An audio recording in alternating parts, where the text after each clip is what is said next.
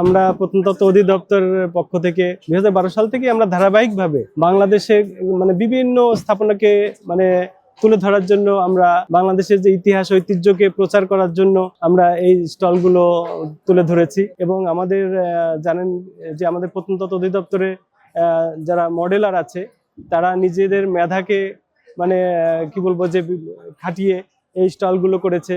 যেরকম এবার এই স্টলটা করেছে আমাদের শামিমা। আমরা তো সবসময় প্রতি বছরই আমাদের যেহেতু ঐতিহ্য নিয়ে কাজ, তো এই ঐতিহ্যকে তুলে ধরার জন্য আমরা প্রতিবারই এক একটা মসজিদ বা মন্দির আমাদের যে পুরাকৃতিগুলো আছে ওগুলো নিয়ে কাজ করি। এবার নিয়েছি আমরা আতিয়া জামে মসজিদ, আতিয়া মসজিদ টাঙ্গাইলের, এটা 16 শতকের নির্মিত।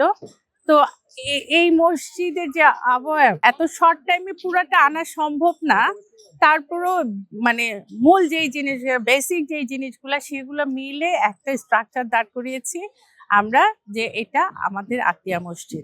মসজিদের যে দুটো ফলক আছে ক্যালিওগ্রাফি, একটা হচ্ছে স্যান্ডস্টোনের একটু অ্যাশোনা ডার্ক যেটা অ্যাশ কালার, আরেকটা আছে হোয়াইট মানে শ্বেত পাথরে।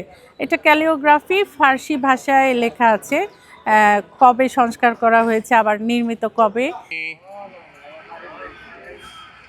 এই ধরনের স্টলের মাধ্যমে বিশেষ করে নতুন প্রজন্মের কাছে একটা বড় মেসেজ যাচ্ছে যে আমাদের বাংলাদেশ অনেক সমৃদ্ধ একটা দেশ।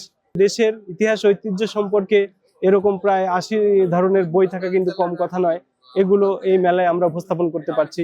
21শে বই মেলা আসলে আমাদের বাঙালি জাতির মনন বিকাশে, বাঙালি জাতির যে কি বলবো যে তাদের যে জাতীয়তা বোধ এবং তাদের যে মননের যে বিকাশ, এটা বাংলা একাডেমি এবং 21শে বইমেলা দুইটা বিশাল ভূমিকা রাখে।